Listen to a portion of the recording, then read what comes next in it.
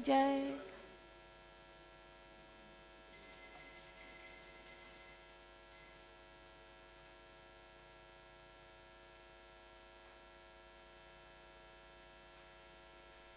Please repeat after me. Om Namo Bhagavate Vasudevaya. Om Namo Bhagavate Vasudevaya. Om Namo Bhagavate Vasudevaya. Narayanam Namaskritya Naram Chaiva Narottamam Devim Saraswatim Vyasam Tato Jaya Mudirayet Krishnaya Vasudevaya Devaki Nandanaya Cha Nandagopa Kumaraya Govindaya Namo Namaha.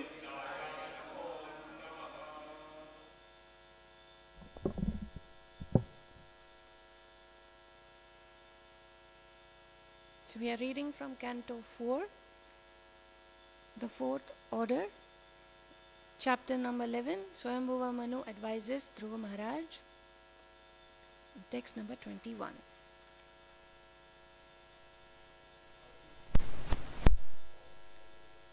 Yeah, for people who are new, this verse can be also brought up in your phone. It's www.vedabase.com.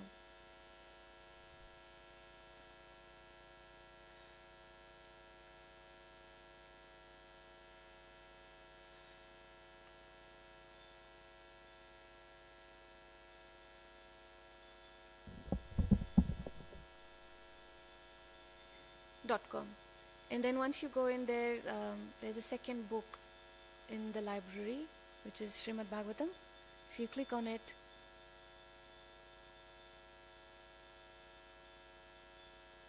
and then book number 4, which is Canto 4, chapter number 11, and then you scroll down to text number 21. 11.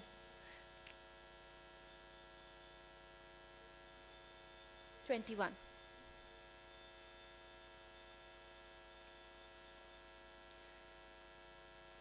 Ayusho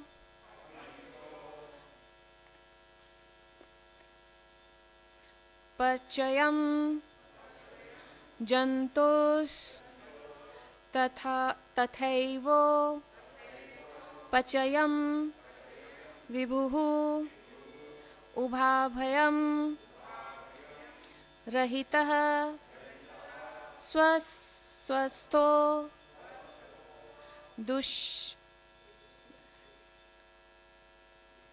Dushyasthasya Vidadhati Asau Ayusho Pachayam Jantos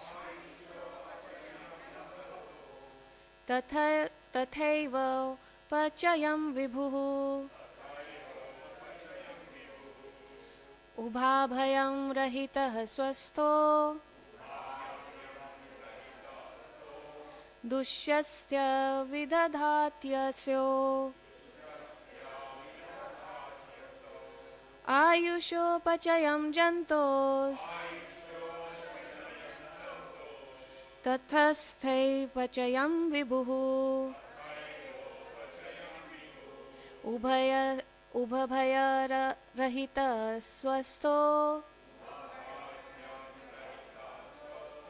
Dushyasya Vidadahitaso Ayusho Pachayam Jantos Tathaivo Pachayam Vidu Ubhabhayam Rahita Swastho Dushyasya Vidadvaditas Aso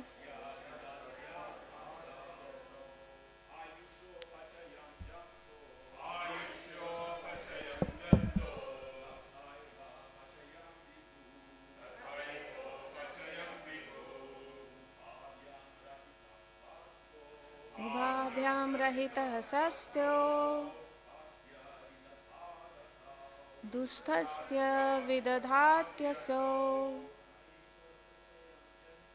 ayushopachayam jantos tasyevopachayam vibhuः ubhabhyam rahitah swasto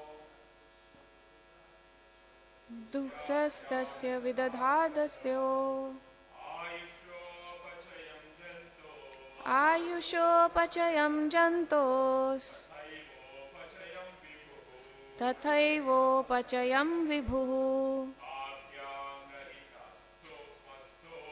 उभाभ्यां रहितः स्वस्थो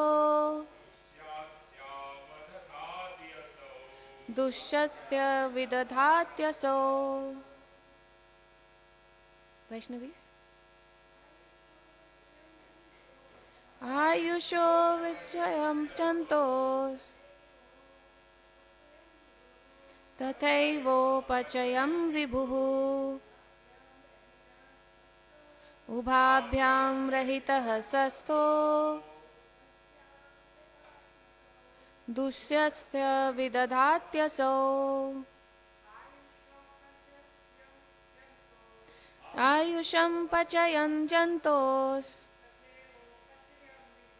तथैवोपचयं विभुः उभाभ्यां रहितः स्वस्थो दुष्यस्य विदधात्यसो आयुषोपचयं जन्तोस् तथैवोपचयं विभुः उभाभ्यां रहितः स्वस्थो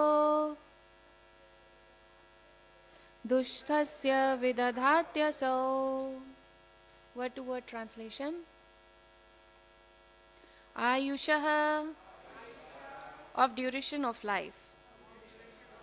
Apachayam diminution. Janto of the living entities. Tatha similarly. Eva also. Upachayam increase. Vibhuhu the Supreme Personality of Godhead. Ubhabhayam from both of them. Rahitaha free. Swasthaha always situated in his transcendental position. Dushtasya of the living entities under the law of karma. Vidadhati awards. Aso he. Translation and purport. By His Divine Grace, A.C. Bhaktivedanta Swami Srila Prabhupada ki Jai. Translation.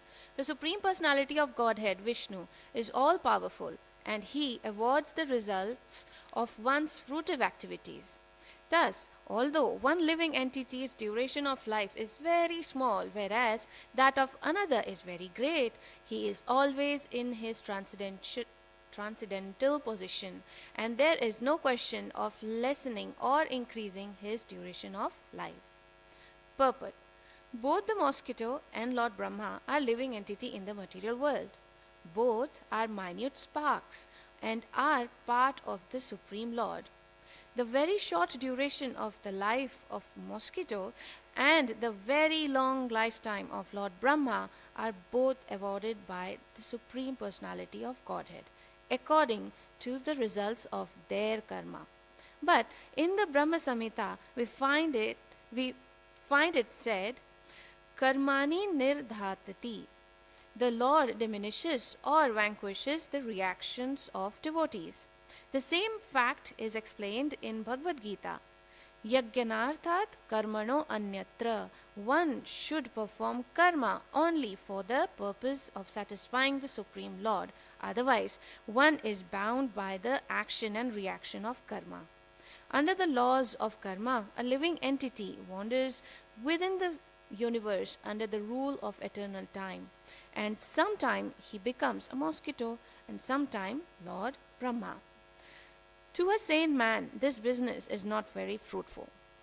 Bhagavad Gita 9.25 gives a warning to living entity. Yanti Deva Vrata Devan. Those who are addicted to the worship of the demigods go to the planets of the demigods. And those who are addicted to worship of the Pitas, forefathers, go to Pitas. Those who are inclined to material activities remain in the material sphere.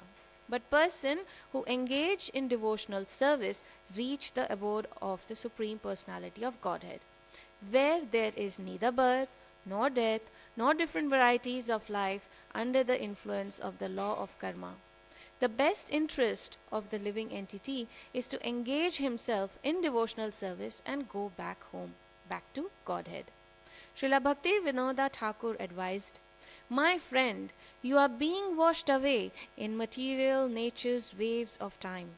Please try to understand that you are the eternal servant of the Lord.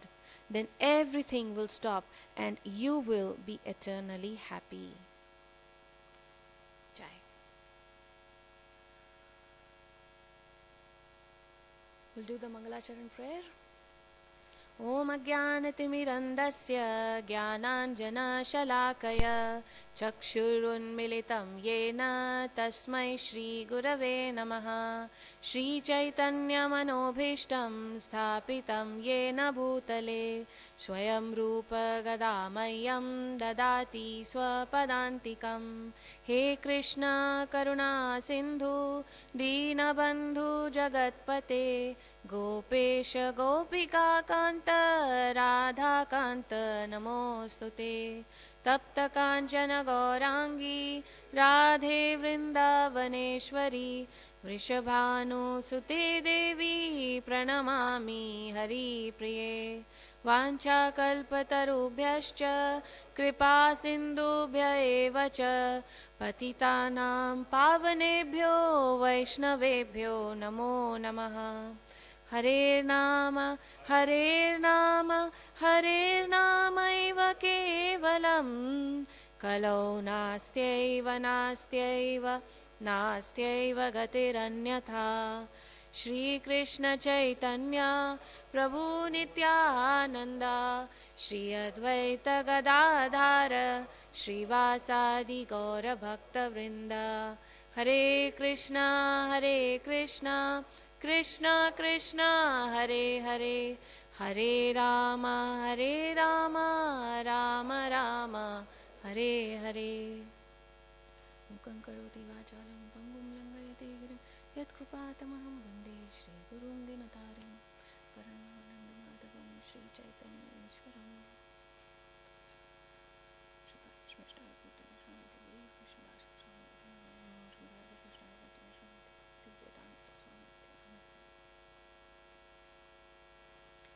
Hare Krishna. Thank you everyone for coming on Sunday morning to our temple at Crow's Nest, North Sydney. I seek blessing from you all, so may the right word and the right circumstances based on the context comes out of my mouth for the pleasure of Sri Radha Gopinath and the devotees present here.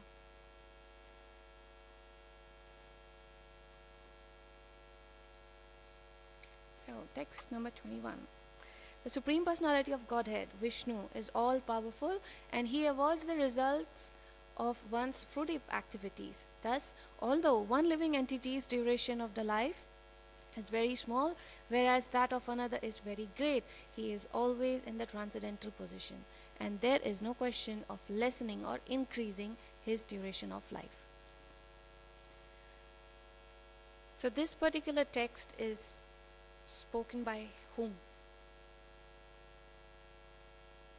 Exactly. So this chapter, Swayambhuva Manu advises Dhruva Maharaj, where Manu Maharaj is starting his he's actually advising Dhruva Maharaj from text number 7 till the end of this chapter. He's telling Dhruva Maharaj, stop fighting. So the background is, how many of you are new to temple here? So this is first time you have come? Oh, thank you. Thank you. So Srimad Bhagavatam is a literature, a very big literature. And every morning, 7:15 when the curtains open, we have Aarti as you have seen.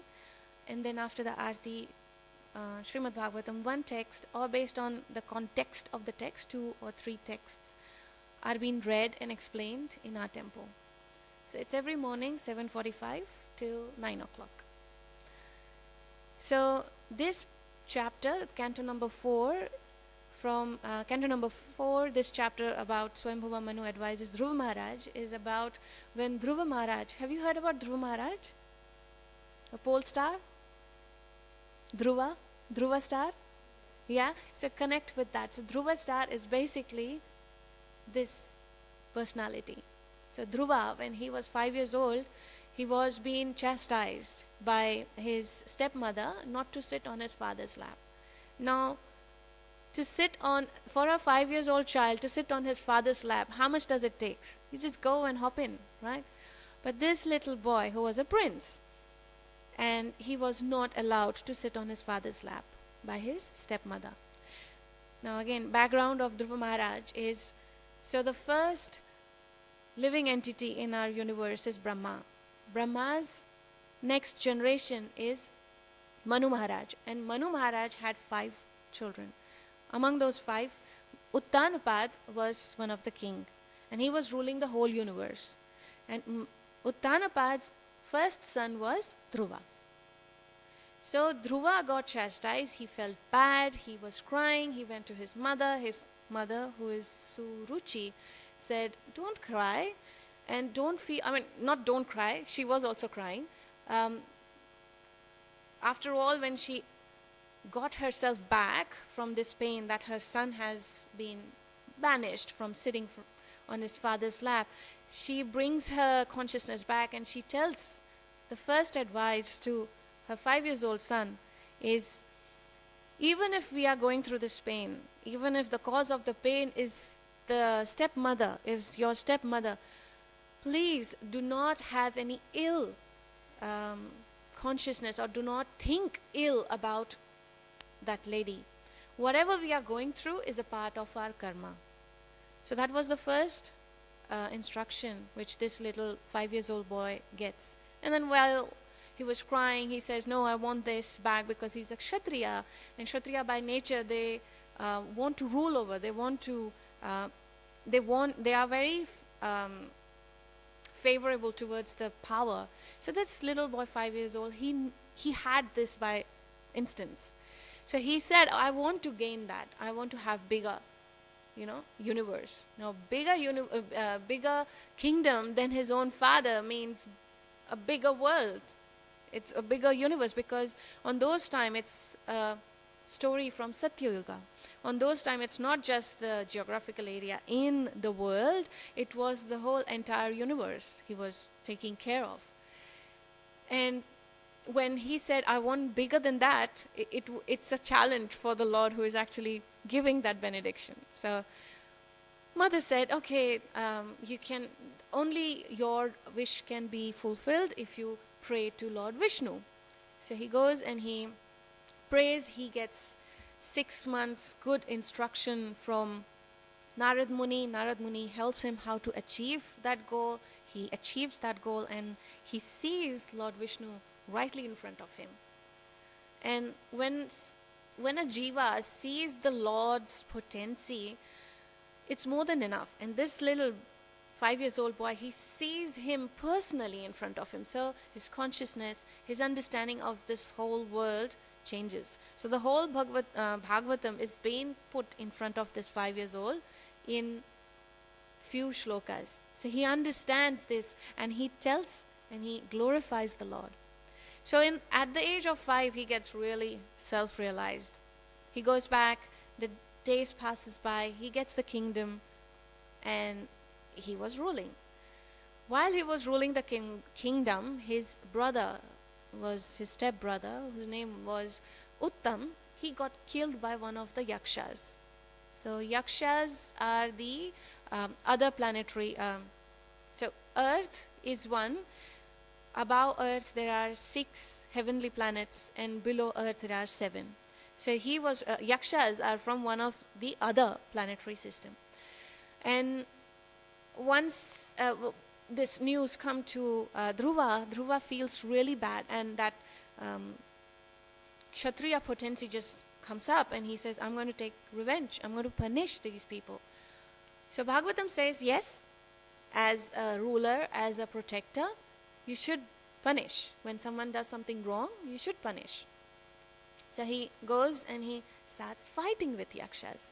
So there's, before this verse, and actually before this chapter, which is chapter number 10, it's like how little kids I see, they go on reading novels after novels, yeah? So each and everything is described very nicely. Exactly that, what is in chapter 10. Everything is described, like what color of, the fire was coming up, how it was coming up, from which side it was coming up. It's like all climax set in this Bhagavatam in words. So that war happens. Yakshas against one Dhruva Maharaj. And he was so potent that he was able to start killing not just one Yaksha, lots and lots of Yakshas. So looking at that, the Munis, the Rishis, they come down and they say, they pacify him. But that was not enough. He was still going on because Yakshas were attacking him. So to protect him, he was giving the revenge back. And in the meantime, he forgot that his rage was raging him, and his anger was actually devouring him. Looking at this, Manu Maharaj, now Dhruva is Manu Maharaj's great grandson, isn't it? Thank you. Grandson. So when he saw his grandson is, crossing the line, losing his power to control himself, he steps down. He comes down to him. Now he doesn't come alone. In previous few shlokas, you will see he comes with other munis. So it's not just one personality who is coming in front of Dhruva Maharaj. It's like a group of exalted people coming in front of Dhruva Maharaj and giving him advice. So the instruction starts from text number 7, and we are now in text number 21. So where Swayambhuva Manu is telling, see, you are lamenting for your brother. Yeah, life and death is a part of this material world. When there is a start, there has to be an end. Yes, I understand there was one Yaksha who has killed your brother, and as a result, you should give punishment to that one Yaksha. Why are you giving punishment to all these innocent people, all these innocent Yakshas? So based on that, Manu Maharaj is giving one text after the other text, the philosophical explanation to Dhruva Maharaj, that you should not kill anymore, stop fighting. Why? One by one. And this text number 21 is talking about that the lifetime, the lifetime of a mosquito. What's the lifetime of a mosquito? Very little, very little. And what's the lifetime of Brahma? We'll forget counting. It's that big. So compared to Brahma, the topmost, longest life cycle and that mosquito, both are coming from Lord. And both are coming from Lord. Lord has given them that lifetime. So Lord is under the control. Well, we think that we are under the control. We think by having some, humans, they go for extra, some medical treatment and things like that, just to enhance their life cycle, just to increase few more years of their life. But this is all controlled by Lord's energy. And when Lord is taking care of this, why are you worried? You have already given. So Swayambhuva Manu is telling Dhruva, you have already given punishment to one. Enough now. I understand your lamentation, but now you have to stop.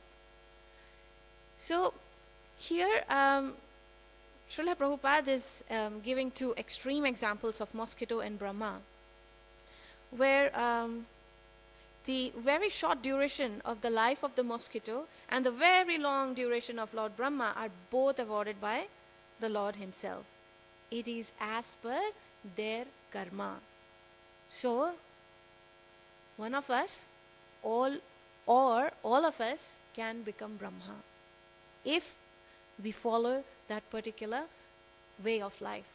If we are pious enough, if we are situated in mode of goodness all the time, 24 hours, 7 days a week, 12 months in a year, there is a chance that we can also become Brahma. But in the Brahma Samhita, we find it said, Karmani nirdati. The Lord diminishes or vanquishes the reactions of devotee. What does this mean? So basically, Srila Prabhupada is saying that yes, anyone can become Brahma, but what does the Krishna conscious person thinks? The Krishna conscious person, for him, whether it's a mosquito or it's a Lord Brahma, he just need an opportunity to take the Lord's name, whether it's in a hellish condition or it's in a heavenly condition. He always prays to Lord that please give me the opportunity so that I never forget you. So whether it's mosquito, whether it's fish, bird, any animal, human or demigod, I should be able to chant the Mahamantra. I should be able to remember the Lord. The same fact is explained in Bhagavad Gita. Yajnarthat karmano annatra. One should perform karma only for the purpose of satisfying Supreme Lord. So there is karma there, and also we have a detachment. So in Bhagavad Gita it is said, you do your karma but you don't be attached. There's a shloka in chapter 2. 2.47. Does anyone remember this? Thank you. Ma karma phala heturvo mate sangostva karmani. Karmani or karma. Whatever it is, you have to do your karma. But not for your own sense gratification, but Lord's senses, to please Lord. So, in either way, you have to perform, whether for satisfying yourself or for satisfying the Lord. But if you get attached to the activities of your own karma, that's where you get bound into this material reaction of the world. Otherwise, one is bound by the actions and reactions of karma. Under the law of karma, a living entity wanders within the universe under the rule of eternal time. So this time is keeping a track of your activities, whether it's sinful or it's fruitful or it's divine.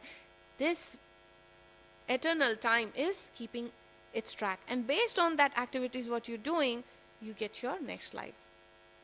And now where does the question comes that when you get your next life, you should also control the span of the lifetime? There is no question. It's based on your karma. That's what this text is saying. So Manu Maharaj is saying to Dhruva that, look, he was destined for that little lifetime. There's no need for your raging activity to this war field. So stop fighting. And sometimes the same living entity becomes mosquito or Lord Brahma. To a sane man, to a normal layman, this business is not very fruitful. So for him, he doesn't get any profit out of it. So he might think that this activity, whatever I do, is going to give me life, then why should I pay attention to devotional service, or why should I pay attention to what I'm doing? This is where the fine line comes in, that yes, we have to pay attention, we have to be conscious of our activities, of our actions, because based on our actions, that's karma, is built. So every soul, whether it's human or any other jiva, they come with a baggage of karma. That's why we get our portion of happiness and portion of distress. We might think that we are getting pain because of one person, because of other person, because of the calamities, the flood and all those natural calamities. But it is actually based on the karmas we have done in our past. It's based on the activities we have done, which we don't know. And that's why we always blame others, because blaming others gives us peace of mind. We think we are not the we are not the responsible person of that particular activity. When we blame someone else, we take out the responsibility out of us. But that is not a right practice, because when we take the responsibility out of us, we no longer wait and think, chintan and manan, we no longer wait and think for our actions. When we take the responsibility of our own actions, number one, we obviously don't blame others, but we also are very conscious of our activities. We don't just go and do things because for the sake of doing. For example, like a good thing for a devotee is to help others. When we help others, we go and obviously we give the instructions, the advices, what we get from the books, from learning. But the detachment comes in this point when the person takes that advice. Whether that person takes the advice or not, it's completely up to that person. Well, when we get raged out that, oh, that person, I'm telling that person, he's not listening to me, she's not listening to me, that's where we are getting attached to our own advice. So we want someone where we have given the instruction should listen to me. But that should listen to me comes under the attachment, right? So this is where the small part, the detachment comes in. You give advice, it's up to that person, up to that individual whether to take it or not. So that detachment is talking here. Those who are addicted to worship of the demigods go to the planets of the demigods. Those who are addicted to Pitus go to Pitrus, like that. So in Bhagavad Gita, Swayam Bhagwan is saying in chapter 9 that it's a warning for living entities. Yanti Deva, Vrata Deva. So you have to be very careful. So today is Navaratra's 4th day. How many of you know this Navratra has already started? Yeah, Is it that's the reason you have come? Yeah, so Navratra has started and this is the 4th day of Navratra. So there is a very misconception among us in Krishna consciousness that we follow Krishna, we have to only follow Krishna, we should not go to any other temple, we should not bow down, or we should not pay our respect. But Srila Prabhupada is on and on, he has said respect should be given because they are higher than us. They are in a very higher platform. And Mother Durga and the 9 different names of Mother Durga actually epitomes the Nava Rasa Bhakti, the Navada Bhakti, the 9 different bhaktis, Shravanam, Kirtanam, Vishnu Smaranam, Padasevanam. All these 9 bhaktis are actually the 9 different forms of Durga. So if we connect like that, even demigods can help us in our process, in our journey towards spiritual life. Even we need some sort of help, right? Association definitely corrects us, but we need blessings.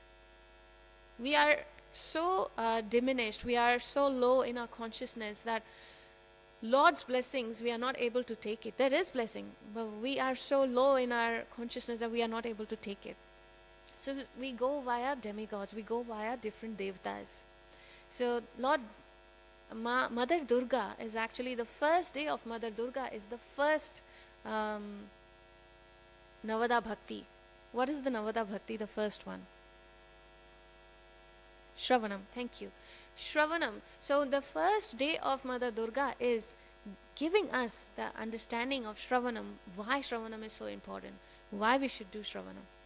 The second day of Mother Durga is Kirtanam.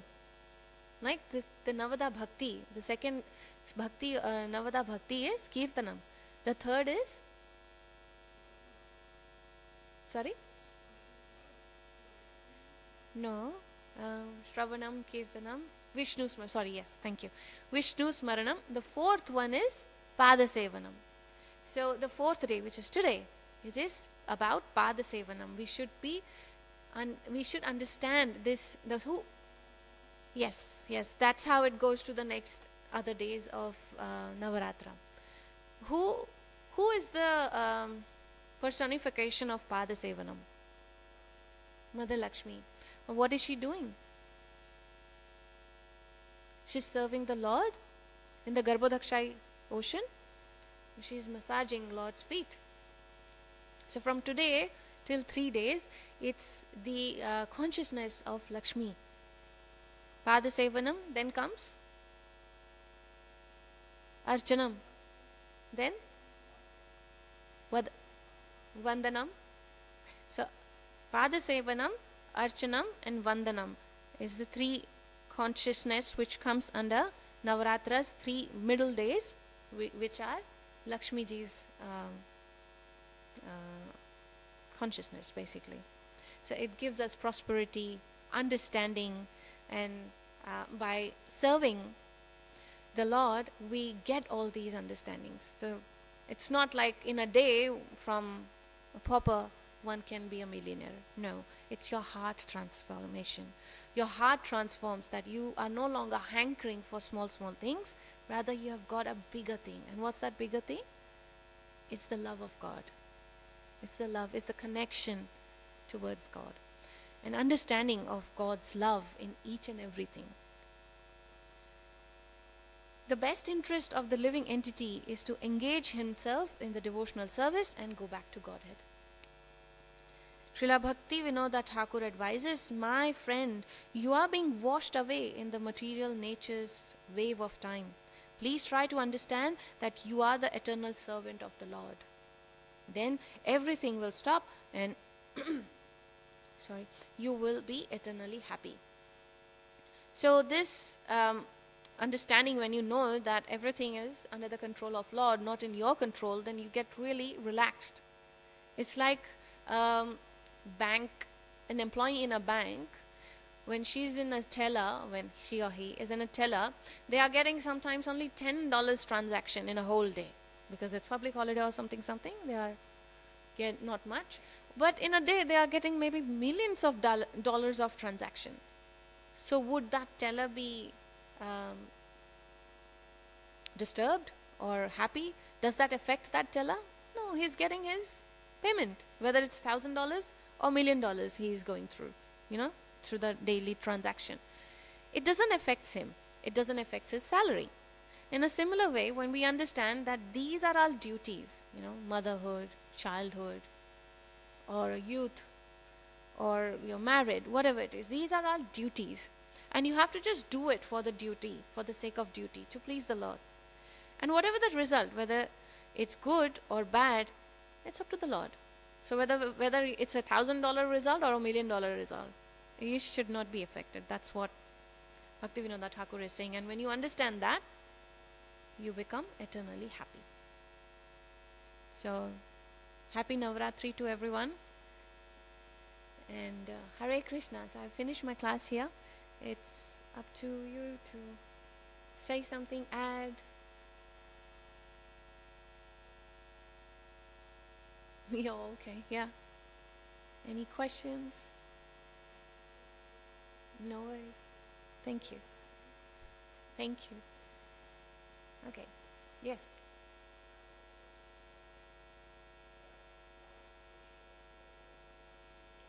Yes.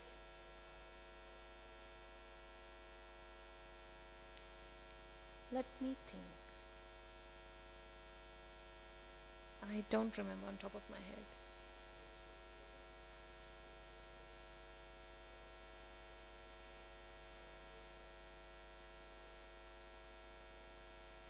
It is there in Bhagavatam, Prabhu, but I can't give you the verse name exactly. Somewhere in 10th canto, where it's been described. I'm sorry, I can't give you exactly which chapter and which text, but it's there from Bhagavatam. Because I have heard this lecture from His Grace Lal Govind Prabhu. He speaks in Hindi. His classes are in Bhagavatam Hindi classes, and that's where he's telling that each day symbolizes the Navavidha Bhakti. And if we connect like this, then only we can do the Navaratra properly. Because I've seen in India, people fast 9 days. That is good.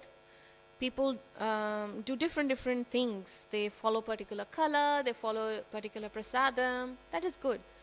But we don't know why are we doing that. So when we understand why a particular ritual or why a particular activities we are following, that following becomes fruitful. Fruitful in the sense, don't get attached, that's what it's saying. Fruitful in the sense that consciousness becomes clear. So I'm basically born and raised in a Bengali family. And honestly, I did not know about Durga's potency. All I knew is I have to wear new dress, I have to go to the pandal and eat prasadam, come home, have fun with friends. This is all I knew. But I was not given the proper knowledge, because I guess most of the people, they don't know. And when I came to ISKCON, the whole scenario changed. Oh, you're going to Durga Ma's puja. Oh, you're not that good, great devotee of Lord. That's wrong. If someone is following a particular ritual in home, he or she should be following that ritual. They should not stop it. But each and every ritual, the only prayer of a Krishna Bhakta should be, God, please give me your Prema Bhakti. So Durga Ma, please give me your Prema Bhakti. I'm just elaborating it philosophically so that we understand that each day symbolizes a characteristic of Ma Durga. And denying it will not help us. Because we are in a society where our friends are going, so we will go. Where our parents are going, so we will go. When we go there, when we see Mother Durga, this is what our prayer should be. This is what we should be asking. So that's why I'm just putting a little of intellectual element in it, because we tend to argue, we tend to debate and understand. We don't have surrender. How many of us just follow that because Srila Prabhupada has given us, we are following? There is a pitfall in there. If we say to someone that, because Srila Prabhupada said, that's why we are doing. It's good for me. It's good for an individual to follow because Srila Prabhupada has said. But what if when we go out in preaching and say, can we stay because Srila Prabhupada said we are doing? We will be called as fanatics. We will be put under the category of fanaticism. What is fanaticism? It's following, without understanding. Blind man following blind man. Without understanding, you are following. So when we say to a new person, to a person who is not even God conscious, sometimes even an atheist, why you're doing this? I'm doing this because Srila Prabhupada is saying. They will think we are silly people. To understand why Srila Prabhupada has said, it is an intelligent person's question. If Srila Prabhupada has said this not to do it or this to do it, why Srila Prabhupada is telling us? Just like how you're asking me, where did I got this, analogy? Honestly, I haven't gone through Bhagavatam, but I have just heard Lal Govind Prabhu's lecture, and from there I have got it. So I trust him that he has followed Bhagavatam and he has, gone through Bhagavatam, which he has. He is His Holiness Radha Govind Maharaj's disciple, and Radha Govind Maharaj is one of the epitome of Srimad Bhagavatam. Whenever he opens his mouth, he only speaks about Bhagavatam. So there's no other best resource than him, I believe. So that's why I got the audacity to talk about Durga Ma in Srimad Bhagavatam. And we should not reject. We should definitely go to Durga Pandal, pay our obeisances and ask, not give me good health, good wealth, good wife, good husband, good children, but ask from Mother Durga, then give me the understanding how I can love the God. And it's not just God, how I can love God's devotees. Because through them only we can go there. We can't go directly there. We have to please each other. We have to make everyone happy. First, make ourselves happy. Then only we can make others happy. By not offending them. The biggest thing, not offending anyone. So, if no other question, then we can end here. Yes. Yes.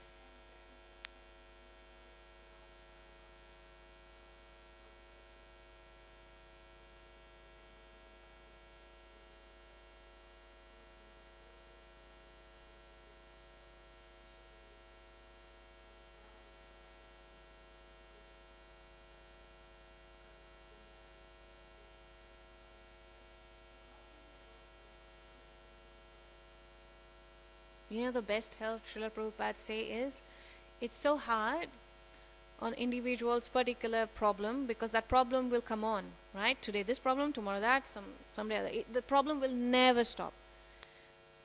Srila Prabhupada says the best thing is bring that individual in the connection of Lordship, and Lordship will take care. How you do that? Tell them to chant. That's why you see when you come to any ISKCON temple, even if you don't know that particular Prabhuji or Mataji, they will come and say, chant, chant Hare Krishna. Take the chanting bead and chant. It's very normal in ISKCON. It's because we have the same compassion like what you are saying. We Correct, correct, correct. It is hard. That is what Srila Prabhupada said, and all of us, we are following. We are following. You guys tell, is chanting really helped you or it hasn't? So I might be talking, sitting in Vyasasana something, but ask the other people, ask the other devotees, or Prabhuji who is wearing white dhoti and kurta, ask him, did chanting help him or not? So it's not just me, it's not just one particular hymn, ask him, ask him. People who are chanting, ask them. It has changed my life, I must say. So what, did anyone's help changed? No. It helps in this much, but if you help someone in this way, give them chanting bead. Let them chant. Exactly. So bring them closer to God is a very bigger phenomena. But how do you do from the small activities? Get them to chant. Say Hare Krishna. Let's say Hare Krishna, Hare Krishna, Krishna Krishna, Hare Hare, Hare Rama, Rama Rama, Hare Hare. This is what we tell people to chant. And eventually they understand. Their mind gets cleansed. And once it gets cleansed, then they understand what's right, what's wrong, and how one needs to be done. One things needs to be done. You know, like when you grow, when you pass your year 12, you go for higher education. Once you get more higher education, you are treated as one of the good citizens of the world or the country because you're paying good tax and things like that. But that doesn't teaches you the life lessons. What teaches you the life lessons? If a layman has to answer this, they will say, from our life experience. Now, how much is the lifespan and how much is the life experience and how much can you explain and how much can you help others? Bhagavatam is the manual of humankind. Bhagavatam teaches us exactly what one should be doing in that particular stage the human is going through. It tells us exactly how we should carry our life. And actually it tells us our focus of life. How many of the humans know what is their focus? Half of the people are like, I don't know why I'm here. I don't know what I'm doing. They are going for interviews, they're getting good jobs, but they don't know what they want from their life. Srimad Bhagavatam defines it very clearly. It's not just one answer. In this explanation, you will see Manu Maharaj is giving so many explanations to Dhruva. Only what? Not to fight, right? If we have to go, we will just go ahead, don't fight. That's it. We won't explain because we don't have knowledge. So this gives us the knowledge. It gives us the understanding. And then we know how to go to our focus, how to attain that focus. That's why I love Srimad Bhagavatam. And coming to Srimad Bhagavatam and chanting, those two things, nothing else you need to be happy. Honestly, from my experience. So round means 108 nama. So.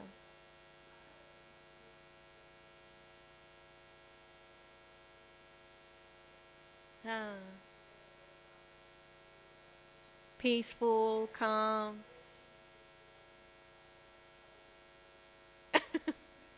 See, the efficiency comes.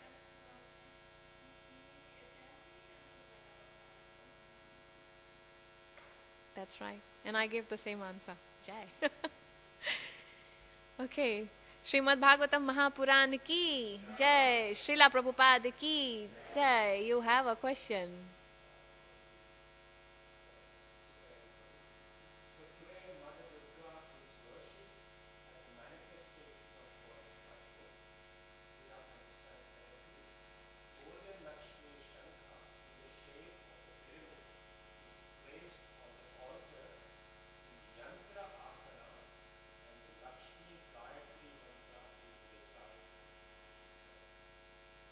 Maybe Prabhu, I'm not that sure. Today is a Kushamunda, and Kushamunda is, Kusha means inside, inside sun, inside the universe. So Mother Durga today, she has actually manifested herself inside. There are different, again, it's not from Bhagavatam. I'm not telling this from Bhagavatam. I just Googled it and I understood whether this particular Google outcome is correct or not. So it's manifesting your energy inside. It's very important that we understand our own energy, we understand our own potency. So today, if we pray to Mother Durga that help me also to understand my potency, my energy towards the service of the Lord, I think that's the best way of praying. And when you go deeper inside, Prabhuji, careful, you get entangled into it. So just the gist, just the main consciousness is, yeah, today is the epitome of finding yourself, your energy. Thank you. Hare Krishna. Srila Prabhupada ki jai.